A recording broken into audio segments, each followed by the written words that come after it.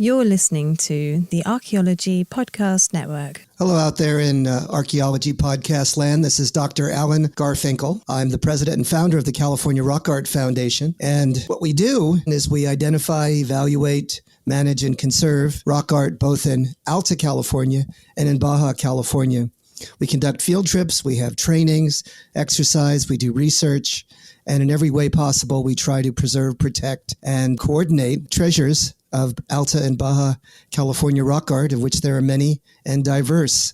We also work closely with Native Americans and partner with them to recognize and protect sacred sites. So for more info about the fabulous California Rock Art Foundation, you can go to carockart.org. Also, I'm open to give me a call, 805-312-2261. We would welcome sponsorship or underwriting, helping us to defray the costs of our podcasts, and also membership in California Rock Art Foundation. And of course, donations, since we are a 501c3 nonprofit scientific and educational corporation. God bless everyone out there in podcast land.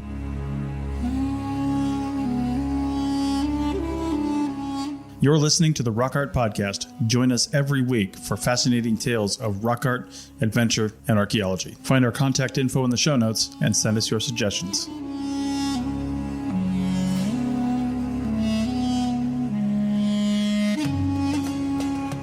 This is your host, Dr. Alan Garfinkel, for your 68th episode of the Rock Art Podcast. We're going to hear from Dr. Tirtha Mukhopadhyay from Guanajuato University in Mexico, and we're going to sketch for you and the timeline and the journey of the iconicity of Uto-Aztecans from the deserts of the Great Basin to the American Southwest into the heartland of Mesoamerica and the high civilizations of the Aztec. Come along for a wonderful ride.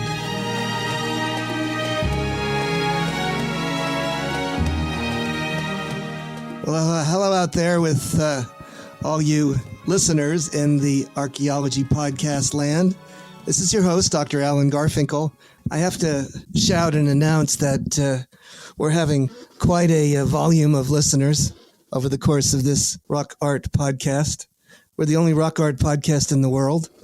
And the top podcast that we've had in terms of the most downloads or listeners who have gleaned information from us come from a gentleman who hails from the wonderful continent, the nation of Mexico, just south of our border, from Guanajuato University. He's of East Indian ancestry, and his name is Tirtha Mukhopadhyay, and I always say Vanna buy me a vowel because it's a very difficult name to spell properly, but I've learned. Tirtha, are you with us? I'm right here, Alan. Thank you very much. Don't worry about my name. Yeah, God bless you. And I know we're old pals. We've published 2 articles, and now we have a book that we've been working on for just a few years, I would say. And it's just been accepted, peer-reviewed, and we're going to be publishing it under the banner of, I believe, Bergen Books. Is that correct? Yes, the Bergen Publishers based in Bergen. Yes. Bergen Publishers based in Oxford and New York, but our book is going to be published from New York. So it is a prestigious banner, and we're very, very, very excited. Our manuscript that I looked at just I'd say either a day or so ago, and I clicked on the number of words, and yes, it's very near 70,000 words, Tirtha. 70,000, count them.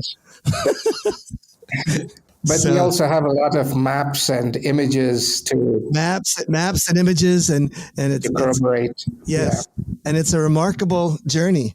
And so I think I'd like to kick it off with maybe just a little bit of a vignette about how you and I have gotten together and where we've been, where we're at, and where we're headed together. So do you want to sort of riff on that or reflect on that association or whatever other elements you think would be appropriate at this point? I would just say that meeting you was at first more of like an accident. A happy accident, don't you think?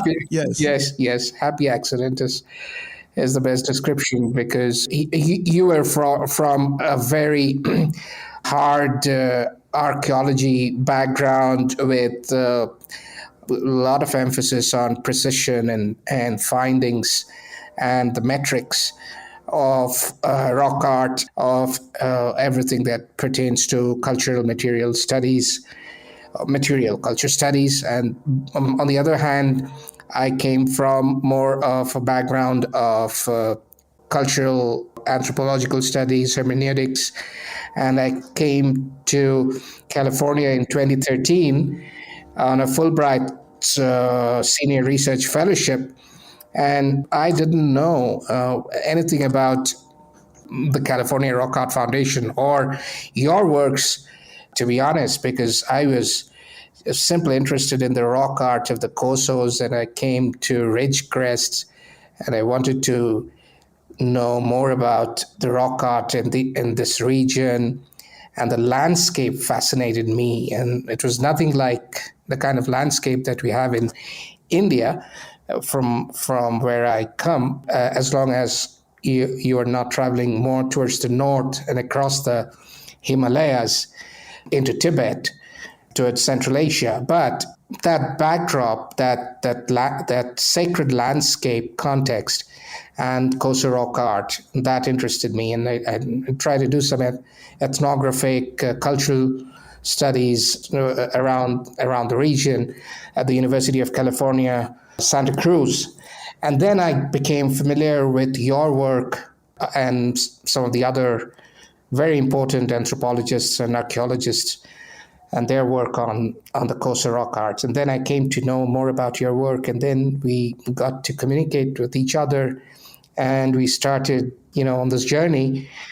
And after about 7, 8, 9 years, we are here, and we have managed to compile our findings, our insights into a very comprehensive yet very insightful view of the Native American, especially the Mesoamerican, Aztecan art, the Pre-Hispanic, prehistoric art. And of course, we are looking at this art from a very broad historical perspective, and that's all so interesting.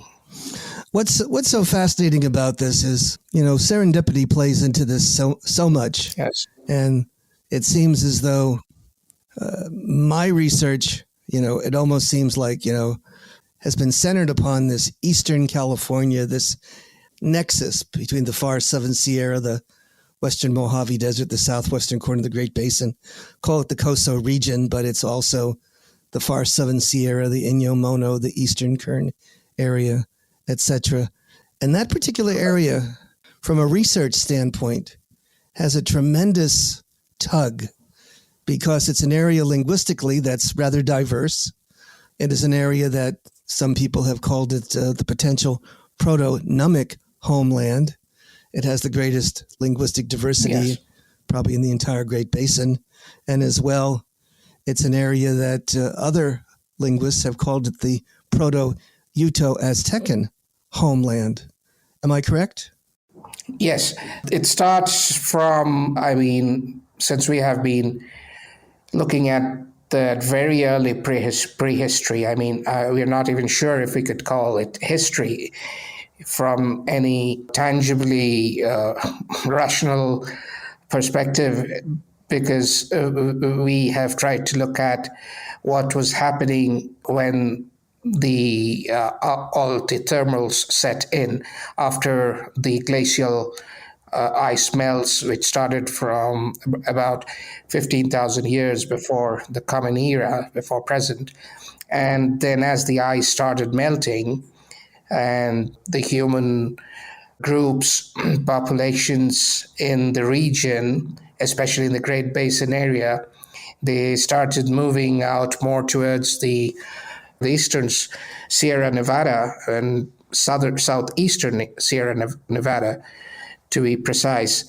And the literature also seems to support what we have conjectured all along, and the evidence that we seem to collect from artifacts, from the iconography of the most ancient peoples, hunter-gatherers. And also from the linguistics, when people look at the languages, yes, and the comparative linguistics, and they're looking about the centers of diversity. They're doing reconstructions of the proto areas that relate to animals and plants and how that would look, geographically. It is rather surprising that this particular area is one that has been targeted both from the standpoint of ancient or archaic Uto-Aztecan presence by Catherine Fowler, who I got to meet actually for the first time at the Great Basin Conference recently in Las Vegas, Nevada. I just wanted to know if you had an opportunity to talk to Fowler about the kind of research we were doing, or no, not a bit. I was kind of in awe of connecting with her, and Okay. And she was there with her husband, and I was so thankful just to see her and shake her hand. Right. And she had mentioned that she used the Kawayasu handbook volume extensively Wow. in her work, and I that's- was so honored. I thought it was amazing, and I mean, she's such a pioneer and a prestigious researcher. That's on a scale of 1 to 10. That's an 11. So she's Yes.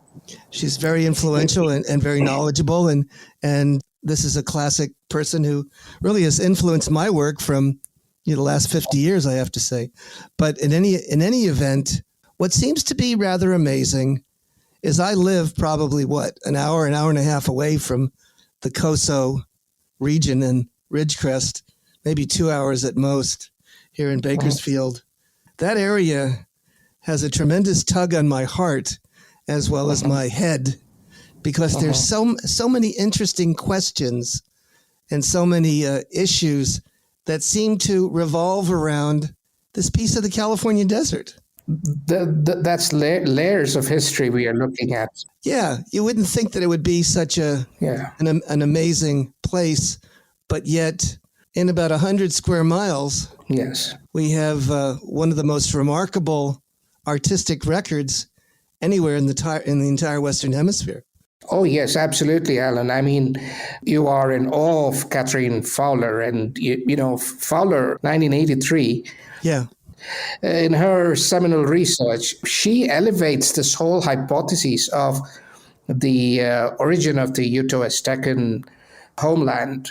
She takes it off from Hopkins, Right. who published his seminal work in 1965. And there you have the origins, the provenance of this method of looking at the core Uto-Aztecan culture in terms of the origins around the place where you happen to be doing your research on that iconography for a long time, isn't it? And you fast forward to the most recent work, even of my colleagues, Sandy Rogers and Robert Yohe and others who are now trying to assert that the Coso region may have in fact been synchronous or contemporaneous and equivalent to a very earlier ancient homeland and presence for the Uto-Aztecan people, which is remarkable. Yes. Now, moving there because of I don't mean to obsess about the earliest material, but there appears to be a series of hallmarks, call them semiotics,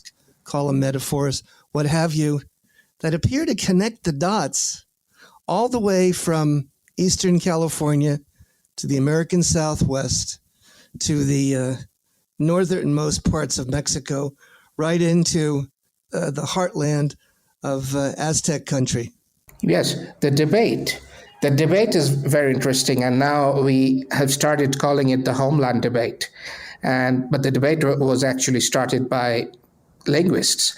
And whereas Hopkins or Fowler or Scholl, they seem to suggest that this migration, a massive transmigration, started out of the entrenched topography between the Humboldt River and the north to south. Yes, towards the Sierra Nevada, and that's the area where we see the first stirrings of a Uto-Aztecan iconography culture, a ritual culture. But if we go back to that reference once again, you see, after a couple of decades, some other linguists say that no, this is not the case. They're thinking it moves in exactly the opposite direction. Yes, exactly opposite. And they say that the Uto-Aztecans must have originated in the northern frontiers of Mesoamerica, currently the Gila River area, the Gila River region in Arizona, where you have the first Uto-Aztecan expressions, and that is a maize growing culture dating to almost 6,000 years before the present. And so that predates the 6,000 year maize growing cultural phenomenon, predates Hopkins or Fowler's earlier thesis of Holocene around 4,000 years before present for the Uto-Aztecan cultural expression in the southern fringes of the Great Basin. So the question revolved around this idea that the Uto-Aztecan cultures, the great cultures of the north, the Shoshone, the Paiutes, the Hopi, and those of the south, like the Aztecs and the Huichol, that they may all have had their origin in northern Mexico, Arizona, and they migrated northwards away. And what seems a little bit vacuous in that argument is that if the maize hypothesis, the maize growing cultural expansion is correct, then it doesn't really explain why or how some of these northern Mexican expressions might have migrated towards California and the Great Basin, and they lost their knowledge of maize and they became hunter-gatherers. I mean, that is where it runs up against this thesis that they were originally maize growing and they somehow had to accommodate to a hunter-gatherer style of living. Well, let's stop there. Let's stop there, Tirtha, and we'll pick it up on the next segment. Thank you. See you in the flip-flop, gang. Thanks. Looking to expand your knowledge of X-rays and imaging in the archaeology field? Then check out An Introduction to Paleoradiography, a short online course offering professional training for archaeologists and affiliated disciplines. Created by archaeologist, radiographer, and lecturer James Elliott, the content of this course is based upon his research and teaching experience in higher education. It is approved by the Register of Professional Archaeologists and the Chartered Institute for Archaeologists as 4 hours of training. So don't miss out on this exciting opportunity for professional and personal development. For more information on pricing and course structure, visit paleoimaging.com. That's PALEO imaging.com, and check out the link in the show notes. Welcome back to your Rock Art Podcast, episode 68. This is your host, Dr. Alan Garfinkel, who is honored and blessed to have Tirtha Mukhopadhyay, Dr. Tirtha, who is with the Guanajuato University in the nation of Mexico. And we're really talking about a journey to understand the development and evolution of iconicity, the symbolism, the nature of the cosmology of the Uto-Aztecan people. Talk about a big problem and an interesting subject that we really had no idea that we were going to delve into. I don't think this was something that we consciously had selected as our research topic, was it, Tirtha? No, what we actually seem to discover, and what we seem to be saying here, the hypotheses for our book, which is coming out from Bergan Publishers, is titled Iconicity. And of course, iconicity, the word iconicity didn't exist before we thought about iconicity, which is like a competence, or it's a kind of ability to express oneself culturally, and that this repeats itself. The symbolism gets reified in time, and different Uto-Aztecan populations, through layers of prehistory, have been able to hold on to that symbolism, to anchor themselves to a system of beliefs around that iconography, and that this iconography has evolved over centuries, even millennia, and it has evolved into the great iconography of the high Aztec cultures of the Valley of Mexico, precisely the culture that the invading Spaniards had confronted in the 16th century. And then there we have a different evolution trajectory. But then that was also a time when the Spaniards were able, at least the Christian friars were able to record all that in the codices, which is a record of the iconography, the symbolism, in a very advanced and complex format. But what you, Alan, and we were looking at the seminal, at the seed, the birthing of that iconography in the hunter-gatherer cultures. Yes, the birthplace of this symbolism. What is rather extraordinary is the naturalism and the realism of this Coso hearth, this 100 square miles of territory in the midst of a very dry desert, less than 3 inches of rain area, which is home to some very, very important and active volcanism. Yes. Both geothermal, etc. And it's sort of a birthplace that has many analogies to the Valley of Mexico. Valley of Mexico. Yes. Thank you. There is a remarkable set of parallels. Yes. And what's interesting as well is there seems to be certain key elements or indexical animals or semiotic metaphors that appear to tether this enormous geographical spread and antiquity of literally thousands and thousands of years, which is rather extraordinary, assuming that if we have any validity in espousing this perspective. That geography, Alan, the black extent of volcanic, that land, and the probability, the existence of snakes. And it's kind of strange to understand, to believe that. Very much so. That it would be biologically so active, and that humans were living in this region around that valley, around the Mojave Desert, and that they were confronting snakes, and that their evolution seems to be bonded together with the evolution of snakes.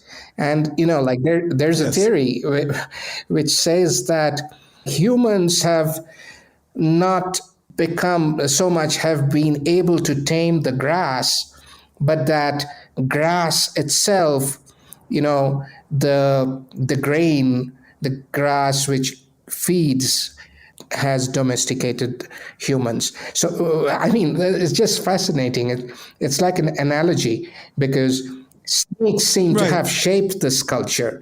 And And I have had a very hard time wrapping my mind around the understanding of the symbolism and metaphor and meaning of snakes.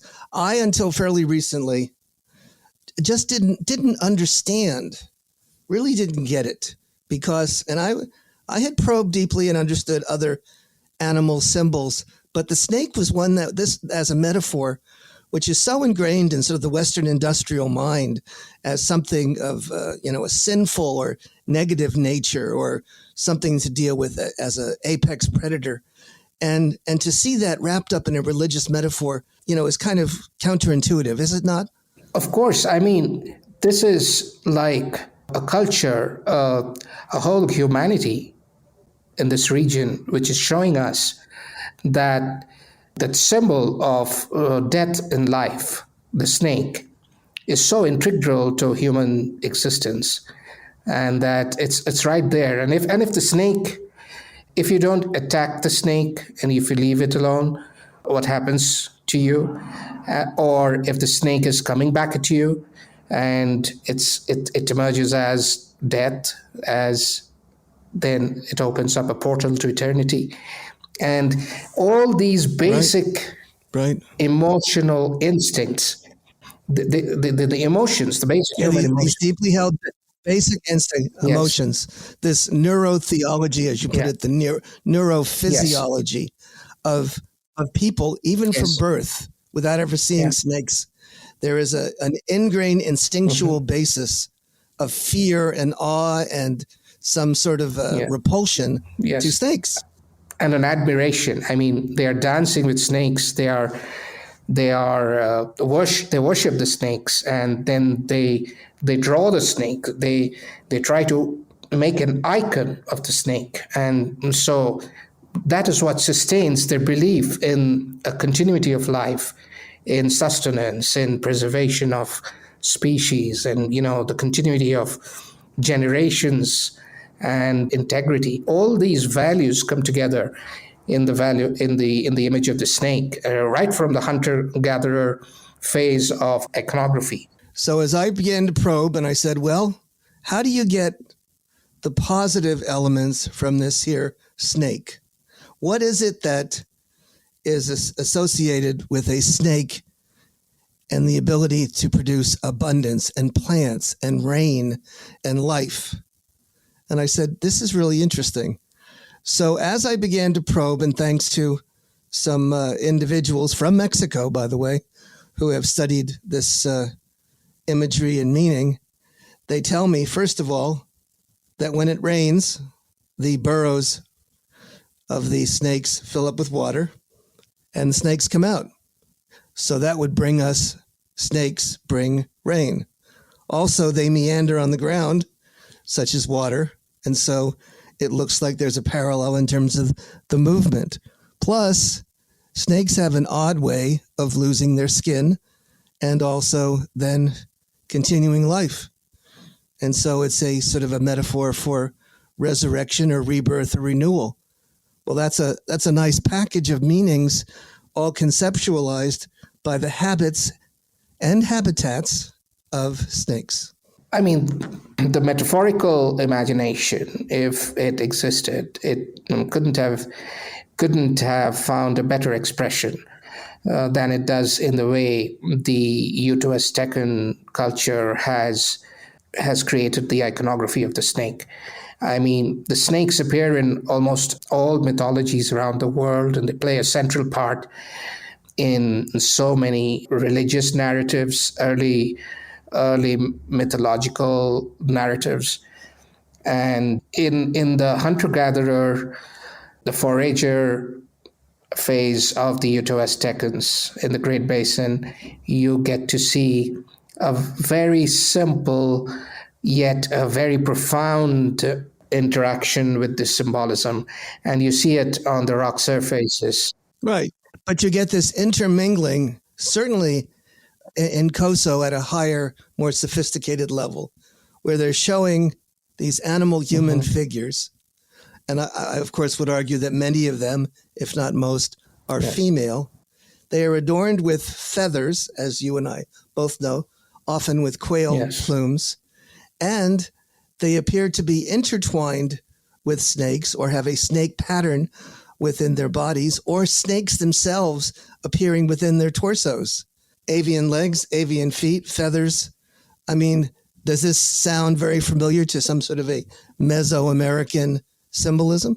Yes, of course. In Mesoamerica, with the advancement of Uto-Aztecan political organization, and, in archaeology, a civilization is defined as a more organized form of a human collective or community, where you have a power structure, you have a king, you have subordinates, you have common subjects. And the Aztecs were highly politically organized. And with political organization, I guess with separation of powers and skill sets among groups of people in that system, in that organization, art became more complex. Art acquired the ability to create highly complex three-dimensional sculptural representations of the snake. And if you look at the of the pre-classic, it starts really from the epic-classic phase of Mesoamerican history around Chupiquaro and the Nahuatl cultures.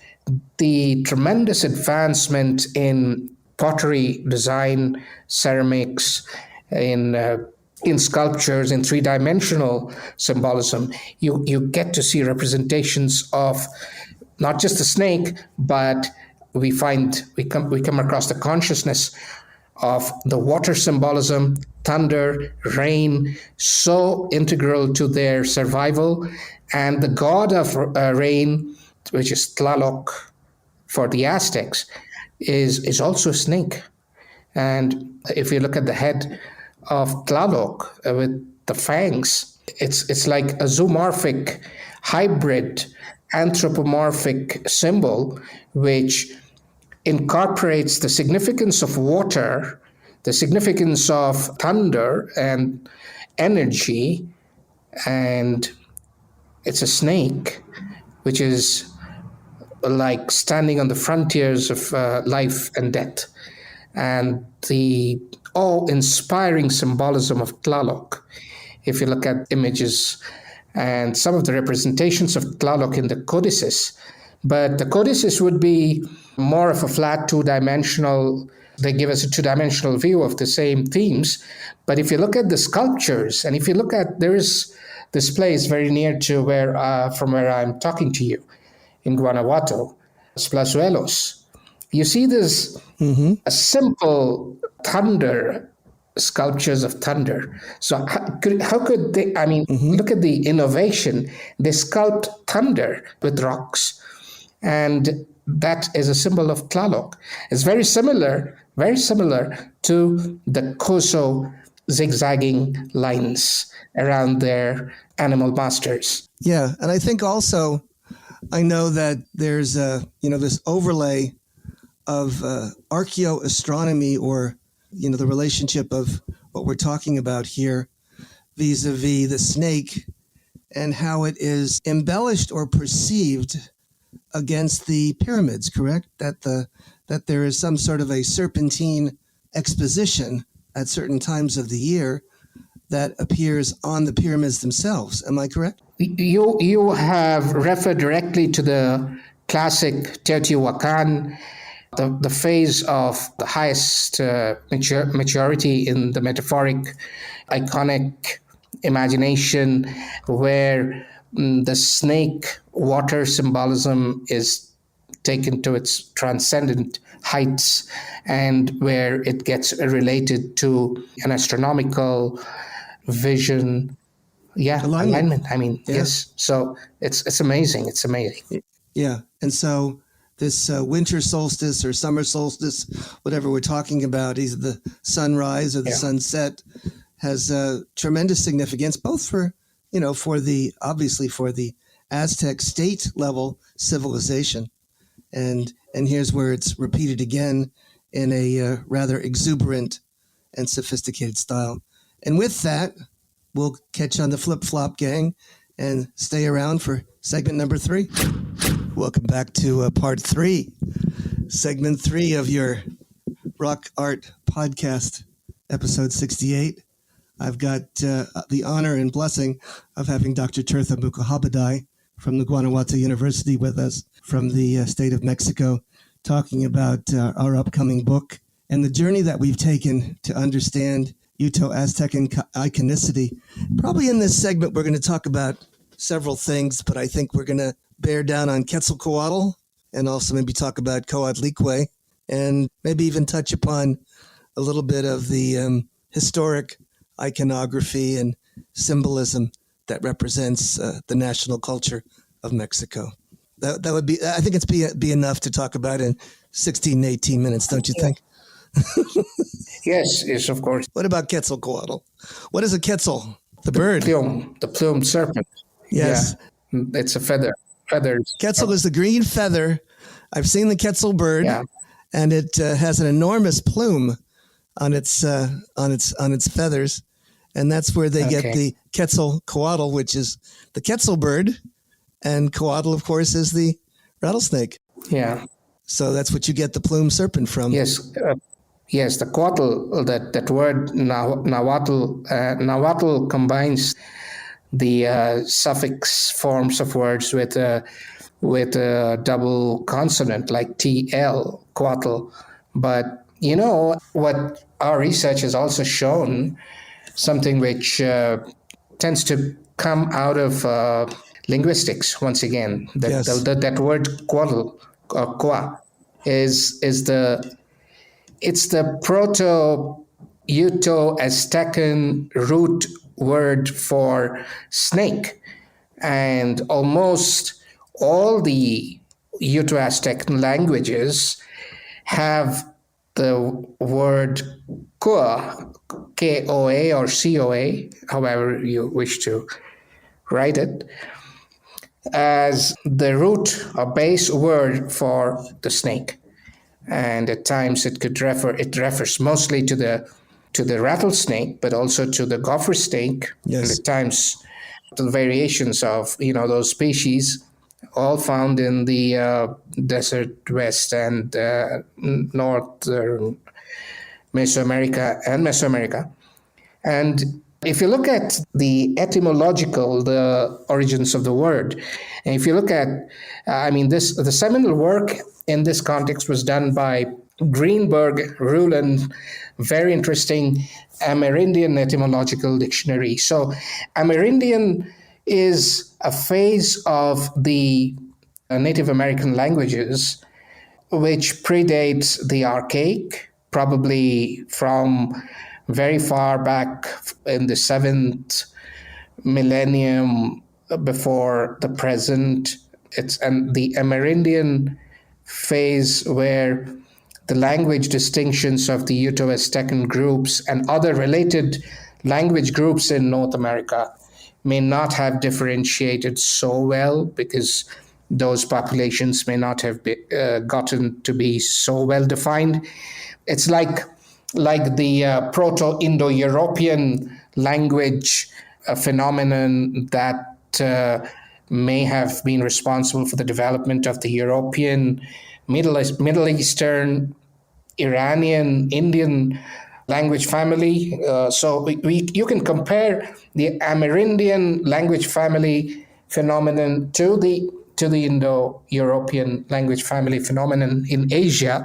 I mean, it's huge. We are looking at a huge canvas, and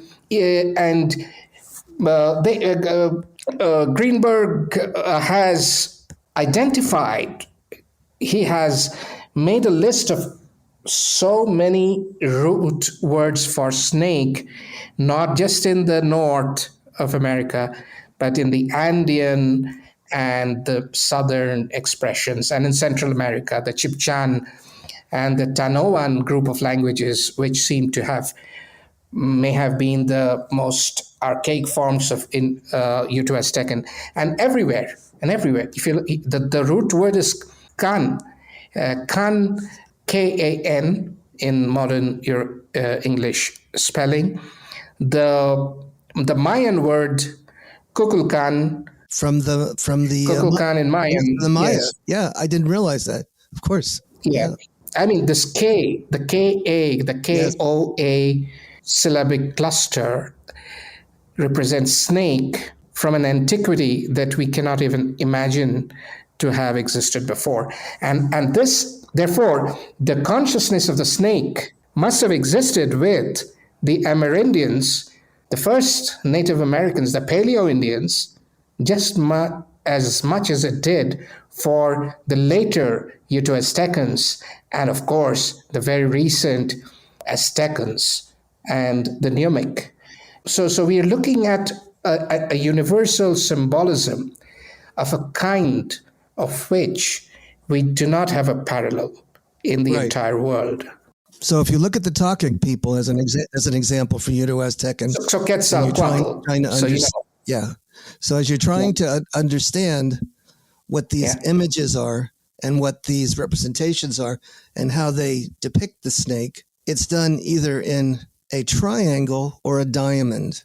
And we know that for a fact because the native people ethnographically, historically, told us that what they were fashioning either on baskets or on paintings on the rocks were symbols of rattlesnakes. And this was rattlesnake symbols, and the actual terminology is equivalent, isomorphic, with the same symbolism and etymological associations that we need to see that continuity and evolution in character from its beginnings to its historic culmination. Yes, Alan, if you come to think of it, you have studied Hopi basketry, Southwest basket patterns. Correct. Like no one else. You have this beautiful collection of references to the baskets and the patterns. Right. So if you look at them and you've asked some indigenous people as an example, try the Southern Paiute, the Kawayasu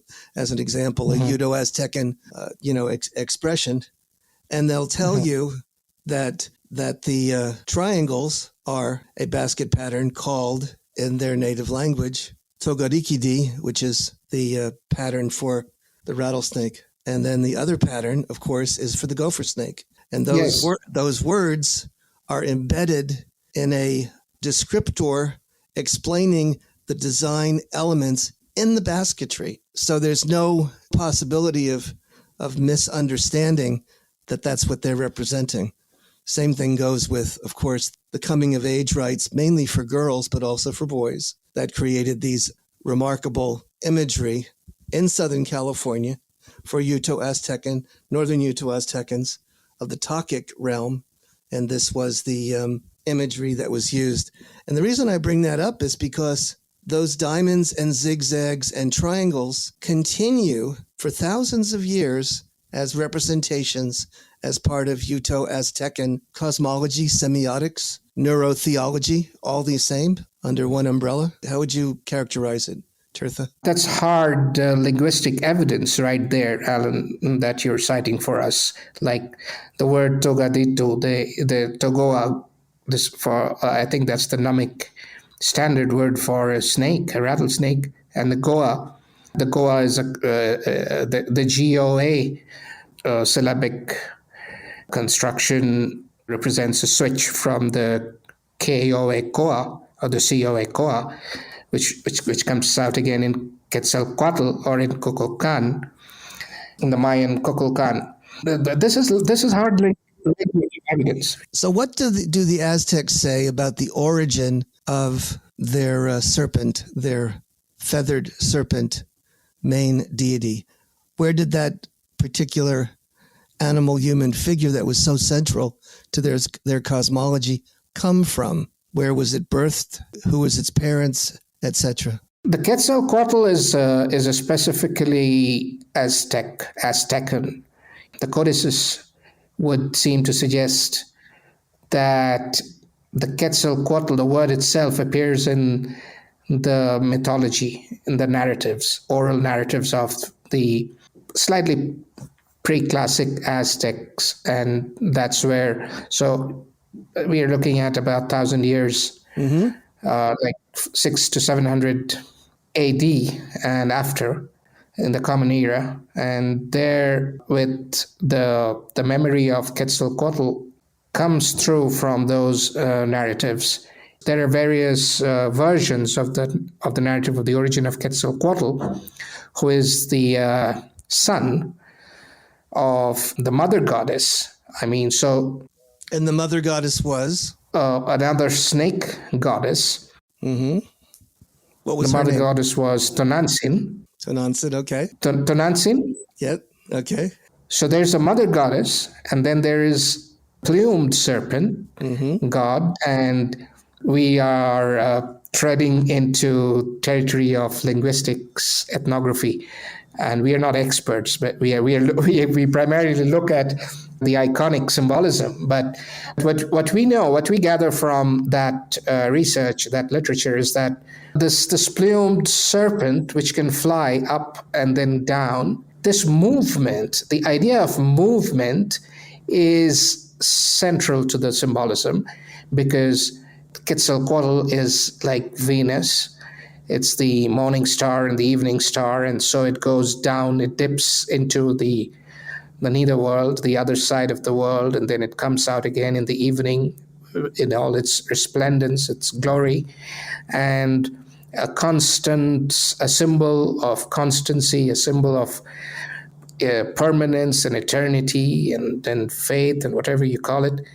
And Quetzalcoatl, in the narratives as well, is spiritually, it refers to a state of mind which is like beyond all the troubles, the disturbances, the anxieties of a mortal existence, which is plagued by desire and consequences. And there, the symbol of Quetzalcoatl, it unites with all that philosophical ideas of the Greeks and the Buddhists and all over the world. And Quetzalcoatl, he's also a priest. He's also a sacerdotal figure. I mean, a priest, an Aztecan priest, and this is the priest who is above all priests, the priest of priests. Now, Quetzalcoatl being the son, I understand, of Tonantzin, and I understand that if we look for, even in historic times to this very day, there is a hill which I believe had a lunar pyramid on it and was perhaps the home of Tonantzin, which was a female goddess of the moon. And a snake goddess. And the snake goddess. And isn't that also the name that the Maya still use to this very day to refer to Our Lady or Virgin of Guadalupe? That's what I understand. Am I correct or no? The Tepeyac, yeah. Yes, Tepeyac. The Tepeyac. Yes. That's the hill. It's the Nahuatl. Yes. So Tonantzin is in some ways a name that this figure, this representational figure that has become entwined with all things of Mexico, is to this very day a symbol of nationality, identity, signatures, passion, religion, all this wrapped up together. Of the primordial mother and the primordial mother, the primordial. The primordial mother, and the mother of Mexico, and the mother of the religion. Of the religion, but also, interestingly enough, the mother of a deity. Yes, because she's often shown pregnant and carrying the creator God, which is rather interesting.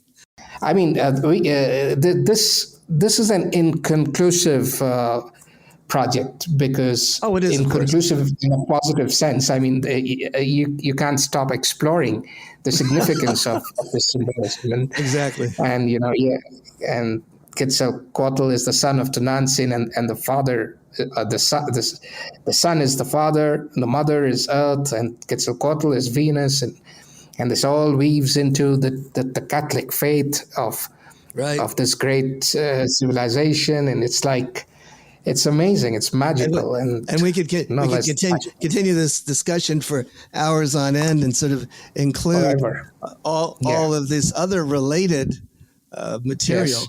But unfortunately, we've come to the end of our 18 minutes.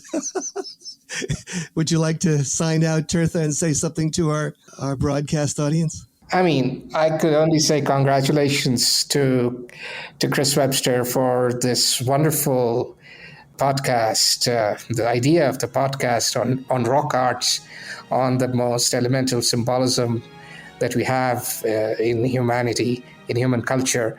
And I wish you all success. Thank you, Tirtha, for blessing us with your intellect your reflections and your wonderful hyperbole. God bless. You're welcome.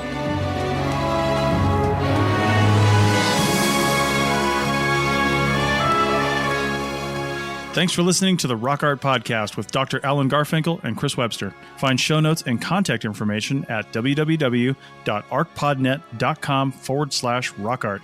Thanks for listening, and thanks for sharing this podcast with your family and friends.